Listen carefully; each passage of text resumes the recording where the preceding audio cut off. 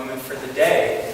I was really excited when I asked my dad, Guy Bramble, to speak today, and he actually said yes.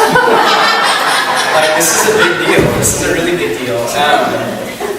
A little bit of background. So, I call him Head Guy because he's been the headmaster of Heritage Hall. He is starting his 30th year next week as the headmaster of Heritage Hall, and that is a feat that doesn't happen in the private school sector very often.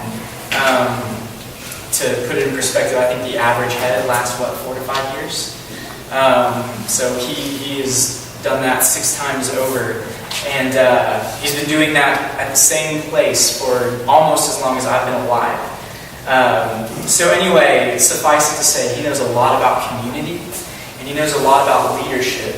And I thought that kind of during this interim period that we're in, he would be a phenomenal resource for us to just kind of hear the wisdom that sort of tends to radiate out of him. So I know you all will join me in welcoming Guy Bramble.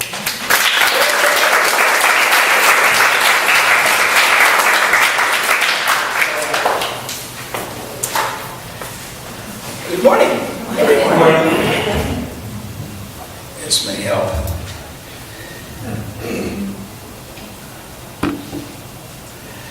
This is a great turnout. I mean, can you imagine if we got a real minister?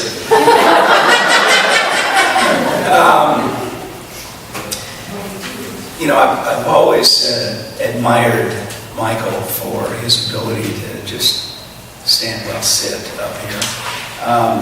With just note cards to work from, and deliver a seamless talk for 20 minutes that all seems to make sense and come together. I can't do that, and I hope you'll make allowances for that. This is not the first time that I have spoken in a church. 29 baccalaureates, 28 graduation. But it's the first time that I've spoken on a Sunday.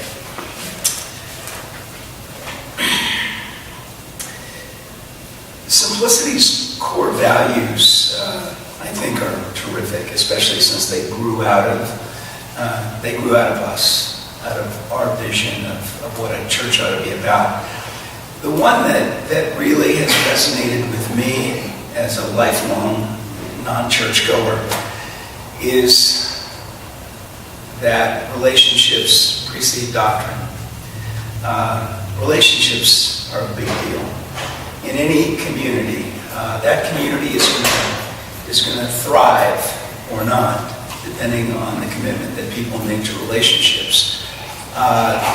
We have spent an enormous amount of time in the last couple of years on developing programs that foster relationships, caring about kids, and kids caring about each other. And it's relationships that I really want to talk about today. By way of an introduction to these remarks were delivered many years ago to a gathering of Heritage Hall students and parents, one or two of whom may be on hand this morning for a reprise. They won't remember it as such, but it's true. They were there in body, if not in mind.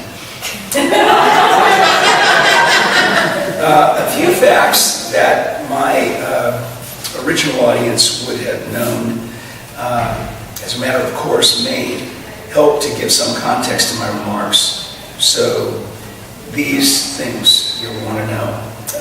First of all, each year at Heritage Hall,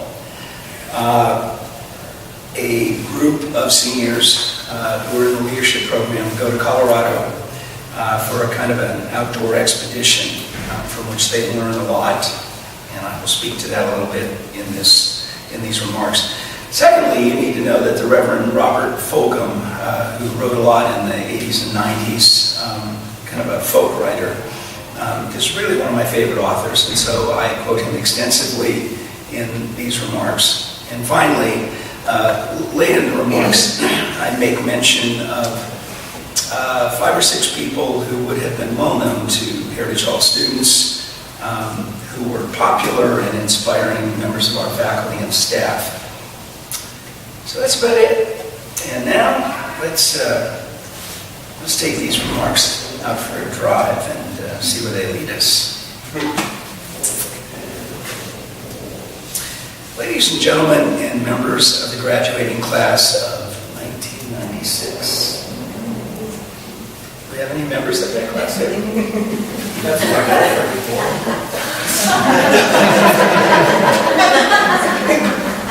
Let me begin my remarks on a personal note. I want to admit publicly that I'm enormously fond of the members of your class. And if you seniors didn't know it for a fact, some of you may certainly have suspected it. You were fifth graders when I arrived at Heritage Hall as headmaster in 1988, and you were the first Heritage Hall graduating class to pass through all three divisions during my tenure here. I have literally seen you grow up. I've witnessed your transformation from promising children to young men and women whom I recognize and appreciate as talented, decent, and productive citizens. We have spent time together in class, in activities, at meals, and in casual conversation. And some of us have shared a good deal more than time and nourishment. For the next few minutes, I ask that you consider some thoughts about what I've termed the cathedral curriculum.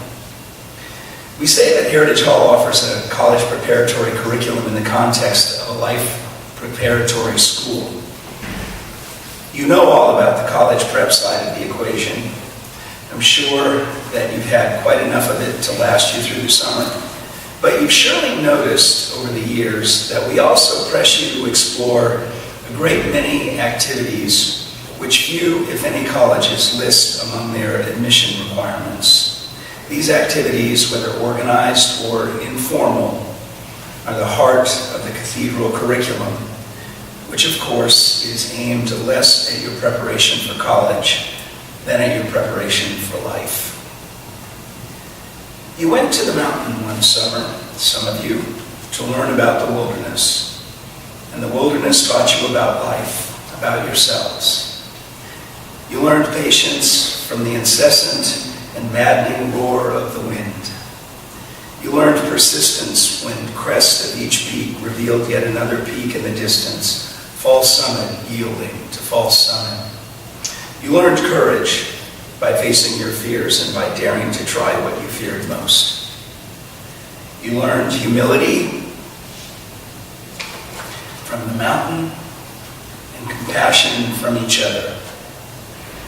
You went up the mountain as friends and classmates, and in the searing crucible of an indifferent and seductively dangerous wilderness, bonds of sympathy and commitment were forged, so that when you descended, you were forever changed, as were your visions of leadership, service, and responsibility, all part of the cathedral curriculum. During the past academic year, there were a few occasions when the leadership class was left in my care, so I shared essays by one of my favorite folk philosophers, the Reverend Robert Fulghum. These essays are also part of the cathedral curriculum, and I saved one of the best for this afternoon, an early graduation present, perhaps. The essay is about driver education, or is it? Listen to Fulghum and decide for yourself. In most American high schools, there is someone who teaches driver training, the top sergeant of automotive boot camp. Thankless task, low status job, about in the same league with the typing teacher as far as the faculty pecking order is concerned. The driver trainer is something of a non-person. The parents of students never meet the DT. Faculty do not include him in the inner circle, and the students see the DT as a necessary evil. One more adult whose bottom they must kiss in order to get something they want. It's a job that anybody with half a brain could do, and anybody who wants the job doesn't have much ambition or talent or skill. Maybe. Nevertheless, I would like to teach driver training for a while. It would be an honor. Now that I can see it the way old Mr. Perry sees it. The students call him that, old Mr. Perry. They also call him the driving master, and Obi-Wan Kenobi. Since the latter name refers to the wise one in the Star Wars trilogy, I asked some students the reason, and they said to take a ride and see. So I did. Jack Perry, very average in appearance, not tall or short or fat or thin, or straight or weird, kind of generic. You wouldn't notice him on the street or pick him out of a police lineup for ever having done anything remarkable. Former Navy Chief Petty Officer, retired, one wife, 4 kids all grown, Protestant, tends his garden for pleasure. Likes cars and kids, so he's the driver trainer. Fulham at this point interjects kind of an aside to the audience. It seems fair and useful to say that the conversation that follows is a reconstruction in my mind of what went on between us. What I'm sharing is in the spirit of the exchange. A taciturn man, Jack actually said much less than I'm reporting, because he would begin a thought and then wave his hand and say, you know the rest of that. I showed him this text and he said it was prettier than he actually talked, but he wouldn't disagree with it. Part of why the kids like him is that he listens a whole lot more than he talks. Fulton begins the interview. So you're the man who teaches driver training? Well, that's my job title, yes. I'd like to know what you really do. Students say that you're one of the really fine people around school, a truly maximum dude, to quote one. You really want to know? I really want to know. Guess this sounds presumptuous, but I think of myself as a shaman. I help young men and women move through a rite of passage, and my job is getting them to think about this time in their lives. Most of them are almost 16. They know a lot more about life and sex and alcohol and drugs and money than their parents or teachers give them credit for. And they're physically pretty much what they're going to be. But we don't have any cultural rituals to acknowledge their growing up. There's no ceremony, changing of clothes or roles or public statement that says, this isn't a kid anymore, this is a young adult. The only thing we do is give them a driver's license. Having a car means you move out of the back seat and into the driver's seat. You aren't a passenger anymore, you're in charge. You can go where you want to go. You have power now. So that's what we talk about, the power. But what about learning to actually operate a vehicle? Oh, that comes easily enough. Some driving time with suggestions, reading the manual, and they want it all enough to work on their own. But I don't talk much about that. They have to pass a test, and it usually takes care of itself. So what do you talk about when you're out driving? About their new power, opportunity, responsibility, about dreams and hopes and fears, about someday and what if. I listen a lot, mostly. I'm not a parent or a school teacher or a neighbor or a shrink. And they hardly ever see me except when it's just the two of us out in a car cruising around. I'm safe to talk to. They tell me about love and money and plans, and they ask me what it was like when I was their age. Will you take me out for a ride? My driving could be improved. And so we went, and so it was. My driving improved, along with my sense of place and purpose. This experience with the driving master emphasizes the profound truth of an old story. If you don't know it, it's time you heard it. If you do know it, you ought to hear it again once in a while. The story says that a traveler from Italy came to the French town of Chartres to see the great church that was being built there. Arriving at the end of the day, the traveler went to the site just as the workmen were leaving for home.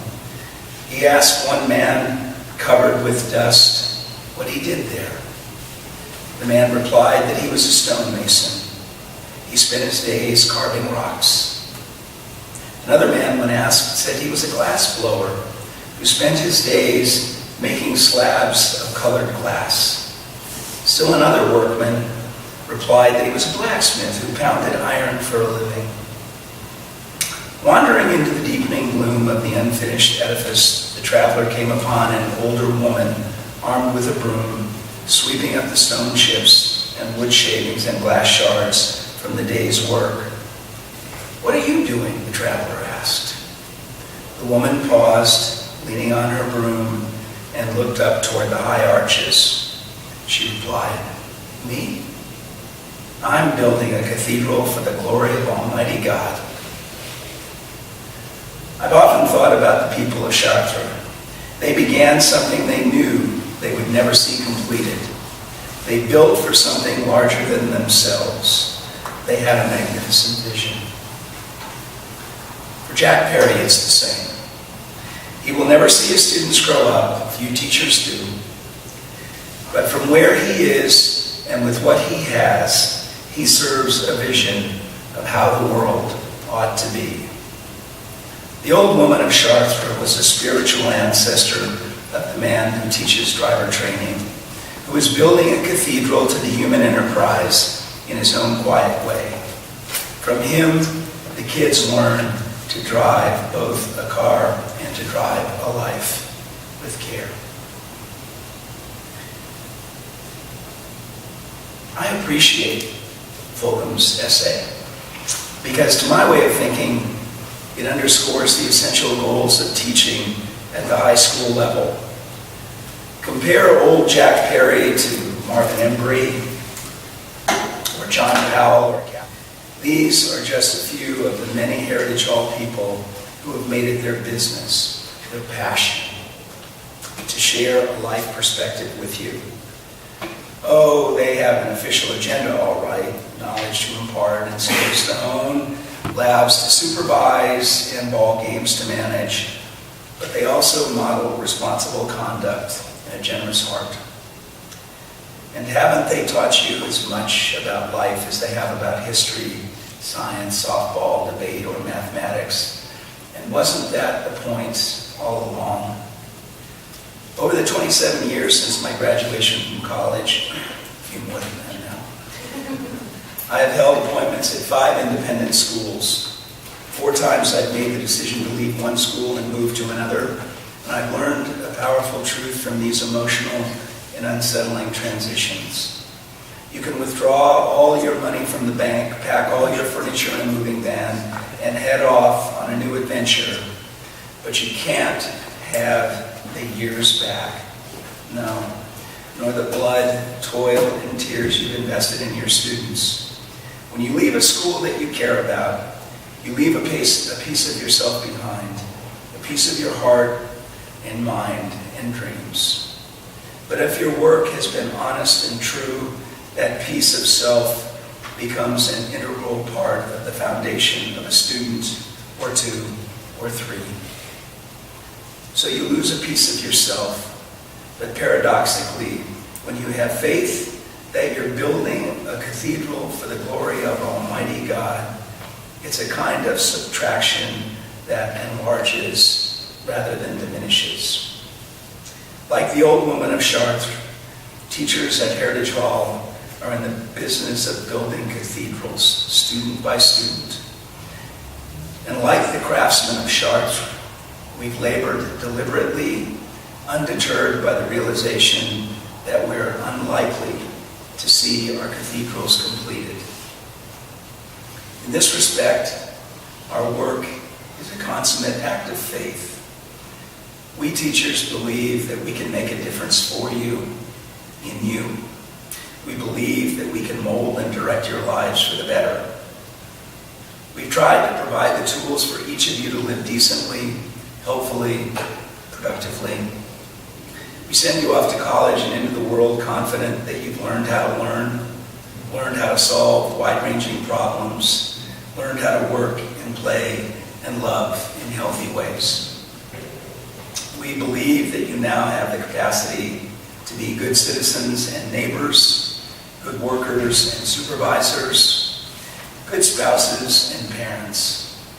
In short, we trust that our work on your foundations is sound and that it will soon be enhanced by the contributions of others, so that day by day, stone by stone, the walls of great cathedrals will rise, human cathedrals, replete with those qualities of character which, like vaulted ceilings and lancet arches, flying buttresses, stained glass windows, and spires reaching to the heavens, will endow you with grace, spirituality, and surpassing strength.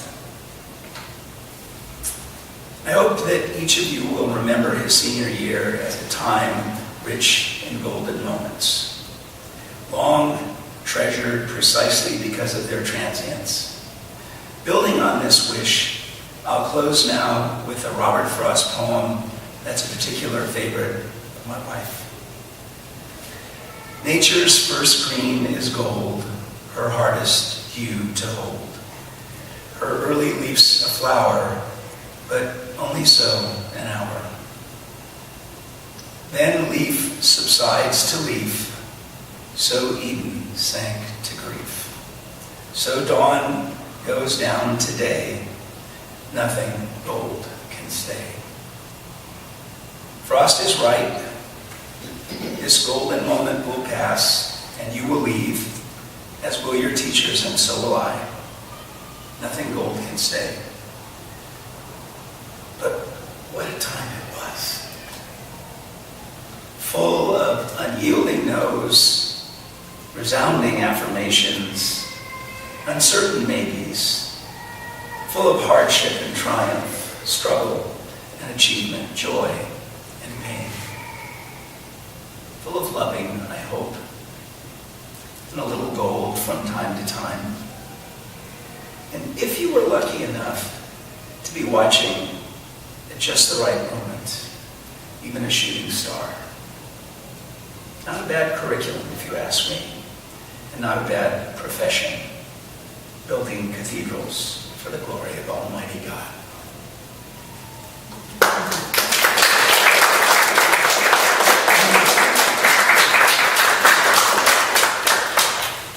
John, you'll bring us home.